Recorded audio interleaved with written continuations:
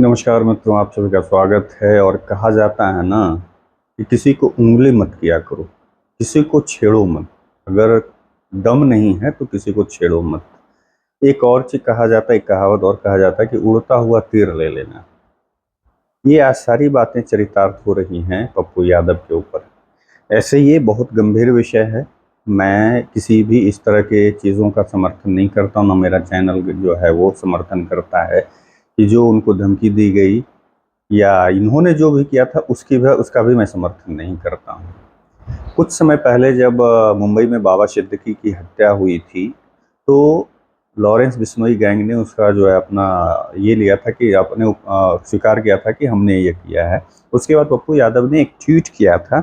मैं वो ट्वीट, ऐसे आप लोग सब लोग जान रहे हैं, सारी चीज़ों से आप लोग अवगत हैं, फिर भी मैं आप लोगों के सामने, क्योंकि कोई ऐसा चीज़ नहीं है सार्वजनिक मतलब पोर्टल पे पड़ा हुआ है, सब जगह है, पब्लिक प्लेटफॉर्म पे, पब्लिक डोमेन में है कि यह जो पप्पू यादव जी ने कहा आज वो कहीं ना कहीं कुछ लोगों के लिए सच होता दिख रहा है। ये चीज़ उन पर भी लागू हो रहा है आज के डेट में। क्या उन्होंने कहा था? 13 अक्टूबर को इन्होंने एक ट्वीट किया था कि यह देश है या हिजड़ों की फौज। ध्यान रखिएगा, ये लाइन, पहली लाइन उनकी है। इसीलिए मैंने कहा कि उनके खुद के ट्वीट उन्हीं पे वो लागू हो रहे हैं। ऐसे मैं वो कहना नहीं चाहता। एक अपराधी जेल में बैठ चुनौती दे, लोगों को मार रहा है, सब मुख दर्शक बने हैं। कभी मूसेवाला, कभी करनी सेना के मुखिया, अब एक उद्योगपति के राजनेता को मरवा डाला। कानून अनुमति दे तो 24 घंटे में इस लॉरेंस बिश्नोई जैसे 2 टके के अपराधी के पूरे नेटवर्क को खत्म कर दूंगा। ये पप्पू यादव जी ने कहा था, 13 अक्टूबर को ट्वीट किया था। अब पप्पू यादव खुद ट्विटर चलाते हैं या उनका कोई सोशल मीडिया हैंडलर है, ये तो अलग बात है, वो बात की बात है। ऐसे आज उन्होंने जब वो कॉल पे बात कर रहे थे, अमन साहू का जो एक गुर्गे का जो एक सहयोगी है जो कि मलेशिया में बैठा हुआ है, मयंक सिंह, उससे जब बात वो कर रहे थे तो वो कह रहे थे कि भाई, मतलब एक तो पहले अपनी पहचान छुपा करके वो बात कर रहे थे, शायद संभवतः जो वीडियो में भी पड़ा हुआ आज के न्यूज इलेक्ट्रॉनिक्स न्यूज चैनलों पे पड़ा हुआ है, उसमें वो कह रहे हैं कि भाई वो तो राजनीतिक में, ये सब राजनीति पॉलिटिक्स में ट्वीट हो जाते हैं, ट्वीट का वो कोई मतलब नहीं, माने अपने आप को बचा रहे हैं, अब नहीं होगा, ऐसा नहीं होगा। तो पप्पू यादव जी, आप जो आपने जो पूरे देश को हिजड़ा कहा, अब क्या कहेंगे? आपने 24 घंटे की अनुमति मांगी थी कि पूरे लॉरेंस बिश्नोई के जो मतलब उसका अपराधी का पूरा नेटवर्क है, मैं 2 घंटे में, 24 घंटे में पूरा खत्म कर दूंगा अगर सरकार मुझे कानून अनुमति दे। आज ऐसी बात क्या हो गई पप्पू यादव जी कि आपको वायु श्रेणी की सुरक्षा मिली हुई है पहले से, उसके बावजूद आप और सुरक्षा मांग कर रहे हैं गृह मंत्रालय से, यानी कि जेड श्रेणी का सुरक्षा या जेड+ की श्रेणी की सुरक्षा का आप डिमांड कर रहे हैं, जबकि वाई श्रेणी को सुरक्षा आपको मिली हुई है। अब इसमें एक चीज़ और दिलचस्प बात ये आता है कि भाई जो मयंक सिंह का जो ऑडियो जब आप सुनेंगे, पता नहीं अब लॉरेंस जैसे बाकी, अब हम लोग भी उसके ऑथेंटिक सिटी तो कर नहीं सकते कि हाँ वो रियल है फेक है मालूम नहीं हो, तो कानून का काम है, वो जांच एजेंसियों का काम है उसका पता लगाना। लेकिन जिस तरह से उसने पहले आकर करके उसमें बोला कि भाई, बड़े भाई साहब कह करके बोला, भाई साहब कह के बात कर रहा था, बोला कि हम लोग आपसे खुश हैं, आपने जो स्टूडेंट्स के लिए आपने आवाज़ उठाई थी, आप नज़रबंद हुए थे, उसके वजह से हम आपको बड़ा भाई मानते हैं। आपने कुछ समय पहले कहा था कि जितनी तुम्हारी उम्र है उससे कहीं ज़्यादा मैं सांसद रह चुका हूँ, तो ये चीज़ें हमें पसंद आई, इस वजह से हमने आपको बड़ा भाई माना। और उसके बाद हमने अपने भाई साबरमती से आपको कॉल कर रहे हैं, मैंने बात सुलह कराने की कोशिश की, लेकिन आपने फ़ोन नहीं उठाया। ये आपको पता है कि 10 मिनट के लिए, मतलब 1 मिनट के लिए 1 लाख रुपया वहाँ खर्च आता है, जैमर लगाया गया था, तो आपने फ़ोन नहीं उठाया। और उसके बाद फिर एक बार एक और ऑडियो कॉल, फिर दूसरे ऑडियो रिकॉर्डिंग में पूरी गालियाँ से भरा हुआ और धमकी, और पूरे 13 लोकेशन पे उनकी जो रेकी की गई इतने कम समय में। ये अलग बात है कि पप्पू यादव जी पूरे उनके नेटवर्क को पता नहीं कर पाए, लेकिन उसका नेटवर्क जो है, लॉरेंस बिश्नोई का नेटवर्क जो है, पप्पू यादव जी के बारे में पूरा का पूरा नेटवर्क ये रेकी कर करके 13 जगह का पता कर लिया। तो ये कहा जाता है ना कि आप इस तरह से किसी के मामले में फटे में टांग नहीं अड़ाना चाहिए। कहावत ये भी है, पहले जैसे मैंने बोला ना कि जितनी चादर है उतने ही पाँव पसारिए। उड़ता हुआ तीर मत लीजिए, और जब आपकी क्षमता नहीं हो तो किसी को उंगली मत कीजिए, किसी को छेड़िए मत। अब इसके बीच क्या मैटर है? जहां तक अभी तक लॉरेंस बिश्नोई का सवाल है कि अब उसके समाज के लोग भी उसके साथ खड़े हो रहे हैं। जैसे सलमान खान के पिता सलीम खान ने कहा कि हमारे बेटा ने एक कॉकरोच तक नहीं मारा, और ये जो है लॉरेंस बिश्नोई हमसे 5 करोड़ रुपया मांग रहा है। जिसके बाद पूरा का पूरा जो है बिश्नोई समाज का वहाँ जो लोग हैं वो उसके पक्ष में आ गए कि ऐसा नहीं है, और उन्होंने विरोध जताया। और उन्होंने भी कहा कि जो लॉरेंस बिश्नोई ने कहा कि सलमान खान से कि वो माफ़ी मांग ले आके हमारे मंदिर में, क्योंकि काला हिरन को जो लोग भगवान मानते हैं, पूजते हैं, ये किसी से छुपा हुआ नहीं। तो यहाँ पे उस समय जब वो हत्या हुई बाबा सिद्दीकी की हुई, उसके बाद बहुत सारी चीज़ें घटनाएं और आए दिन हो रही है। क्यों हो रही नहीं हो रही वो अलग विषय है, उस पर मैं जाना नहीं चाहता अन्ना इस पर, क्योंकि सब लोग जान रहे हैं। पप्पू यादव जी जो कहा, जिस शब्दों का उन्होंने पूरे देश के लिए जो चयन किया था, क्या वो सही था?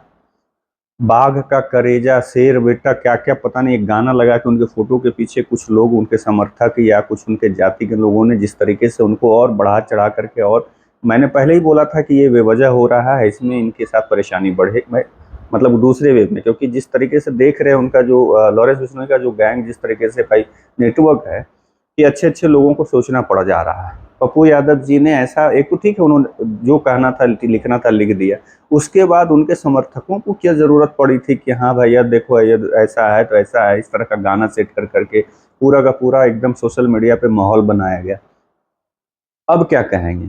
अब बाघ का कलेजा कहाँ गया? अब शेर को सवा शेर मिल गया। कैसे आपके वो नंबर निकाले? आपने बात तो नहीं किया, आप तो नेटवर्क का पता नहीं लगाए, आपका वो सारा चीज़ पता कर लिया, आपको फ़ोन भी कर दिया, ऑडियो कॉल भी भेज दिया, आपके सारे पते बता दिए, तो आपसे सवा शेर निकला, शेर का सवा शेर। जितनी भी कहावतें जो है ना प्रचलित, वो सारी कहावतें पप्पू यादव पे चरितार्थ हो रही हैं। अब पप्पू यादव जी से कोई ये पूछे कि देश हिजड़ों की फौज, पूरा देश को उन्होंने हिजड़ों की फौज किया था, उसमें शायद वो अपने आप को भी शायद उन्होंने शामिल कर लिया था, संभवतः जब देश पूरा हो गया तो उसमें वो भी आ गए। अब पप्पू यादव जी क्या कहेंगे? इसीलिए कहा जाता है कि थोड़ा सा सोच समझ कर करके, अब कह रहे हैं कि ऐसे ही हो गया, कुछ नहीं ऐसा नहीं है। अब ये भी दुहाई दे रहे हैं कि गृह मंत्रालय लगता है मेरे मृत्यु के बाद ही वो सिर्फ शोक सभा रखेगी, हमारे ध्यान ही नहीं दे रहे हैं, मेरे जो सुरक्षा का है उस पर ध्यान नहीं दिया जा रहा है। मैं बार बार लिख रहा हूँ, कई एक महीने से लिख रहा हूँ, कई एक दिनों से लिख रहा हूँ, हमारे पहले भी हम पर ये होगा। लेकिन एक बात मैं भी कहता हूँ कि पप्पू यादव जी अच्छे आदमी हैं और वो काम भी करते, जनता के बीच में रहने वाले व्यक्ति हैं। वो जिस समय भी मुसीबत पर आती है, कोई नेता दिखे ना दिखे, वो व्यक्ति जरूर दिखते हैं।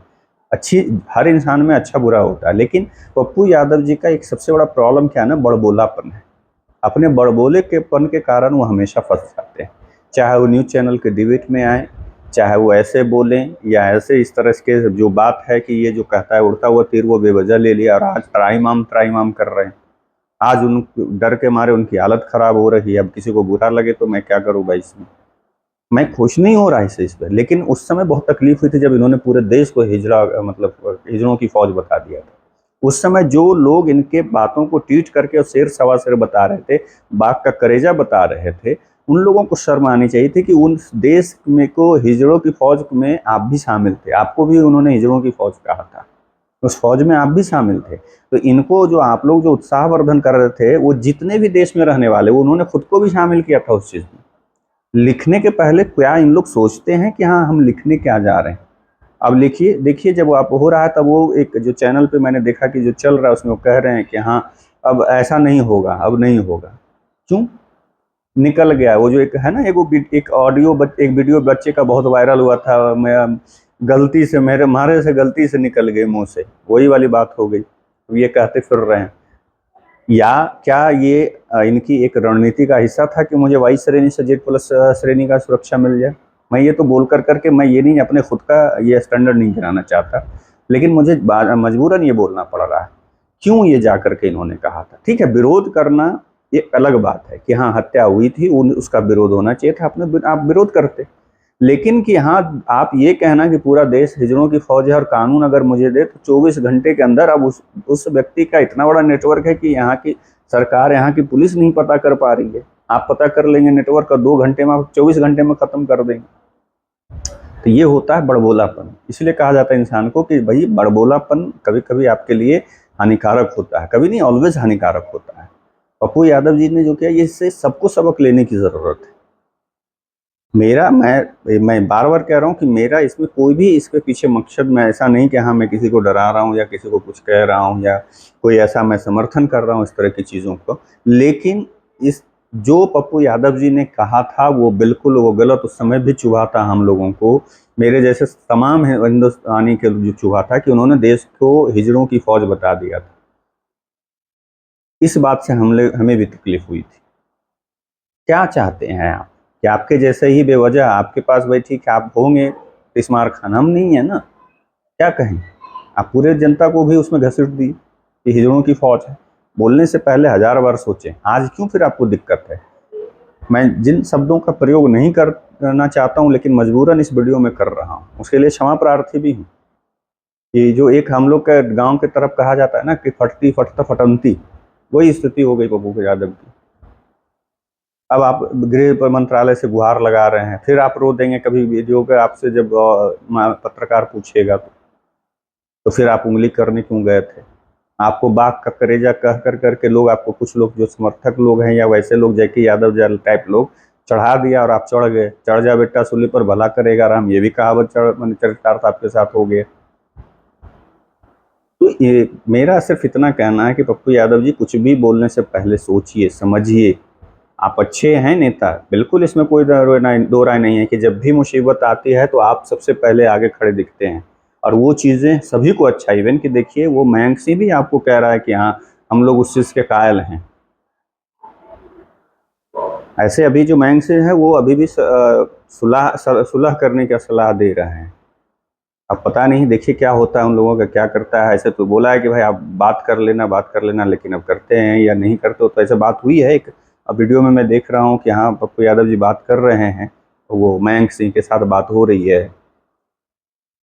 तो आप लोग इस पर आप और मुझे पूरे जितने भी भाई मेरे देखने वाले हैं या देखेंगे इस वीडियो को, मैं उनसे भी कहना चाहता हूँ कि इस तरह की बातों का समर्थन आप भी मत किया कीजिए कि पूरे देश को हिजड़ों की फौज बताने वाले को आप शेयर कर रहे हैं ट्वीट को, और ट्वीट को शेयर कर कर करके मैंने वो बढ़ा रहे हैं कि हाँ एक देखिए शेर वाला करेजा जो है, बाघ वाला करेजा वाला आदमी है, यही एक आदमी है, अब पाला पड़ा है।